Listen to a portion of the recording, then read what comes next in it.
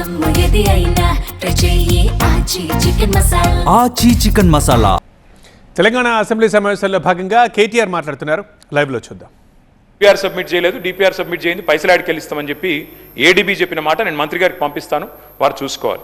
అయితే మళ్ళీ ఏమన్నా జనవరి నుంచి మరి ఈ హౌజు ఇప్పుడు మార్చిలో జరుగుతుంది కదా, ఈ లోపల ఏమన్నా డెవలప్మెంట్ అయిందా అని చెప్పి మార్చి 11 నాడు మళ్ళీ ఒకసారి ఇదే సంస్థ వాళ్ళు అసెంబ్లీ ప్రారంభం అవుతుంది కదా, ఏమైనా డెవలప్మెంట్ ఉందా అని చెప్పి పోయినారు అధ్యక్ష.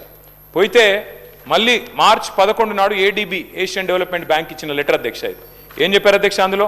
Status remains unchanged since our meeting with your group on 23rd జనవరి. అంటే 23rd జనవరి ఏ మాట అయితే చెప్పారో, ఏ లోను మంజూరు చేయలేదు, మాకు ఏ డిపిఆర్ గవర్నమెంట్ సబ్మిట్ చేయలేదనే మాట, దాని ప్రకారమే ఏడీబీ మళ్ళొక్కసారి ఈ నెల 11వ తారీఖు నాడు స్పష్టంగా ఉత్తరం రాసింది. ఇది కూడా నేను మంత్రి గారికి పంపుతున్నా.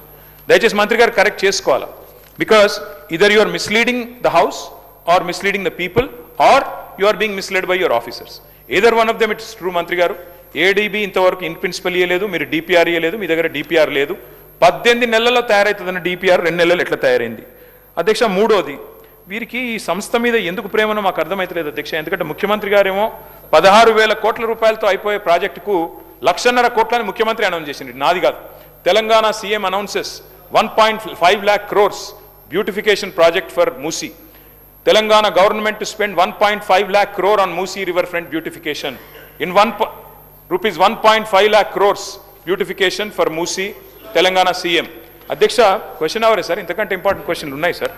అధ్యక్ష 1,50,000 కోట్లని ఇక్కడ చెప్తున్నారు అధ్యక్ష. మరి మంత్రి గారి సమాధానంలో మొదటి ఫేజ్లో 4-5 వేల కోట్లని చెప్తున్నారు.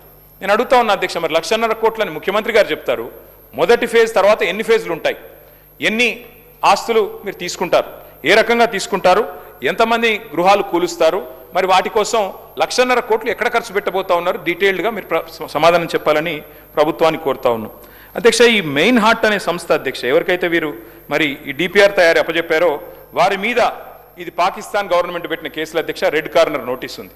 ఇదిగోండి అధ్యక్ష, ఇగో FIA declares Meinhardt owners are absconding in money. One second, no you can continue sir. Sir ఇది వారు డెఫినెట్లీ మూసీ నదికి సంబంధించిన రీజనరేషన్కి సంబంధించిన అంశం అధ్యక్ష. ప్రశ్నకు సంబంధించి ఈరోజు క్వశ్చన్ అవర్లు వేస్తూ ఉన్నారు సార్. మీరు పర్మిట్ చేస్తే రేపు షార్ట్ డిస్కషన్ పరంగా వెంటనే తీసుకుందాం అధ్యక్ష. ఇంకా చాలా విషయాలు కూడా చెప్పాల్సి ఉంటుంది, వారు చెప్పాల్సి ఉంటుంది, మేము చెప్పాల్సి ఉంటుంది.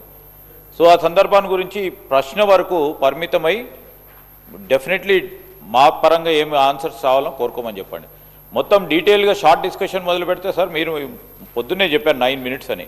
9 minutes కాకుండా ఇంపార్టెన్స్ ఉంది కనుక 10 minutes 11 minutes 12 minutes ఇవ్వండి అధ్యక్ష. We're ready to answer it. But ఇంకా డీటెయిల్గా పోవాలంటే please allow for a short discussion sir if you permit.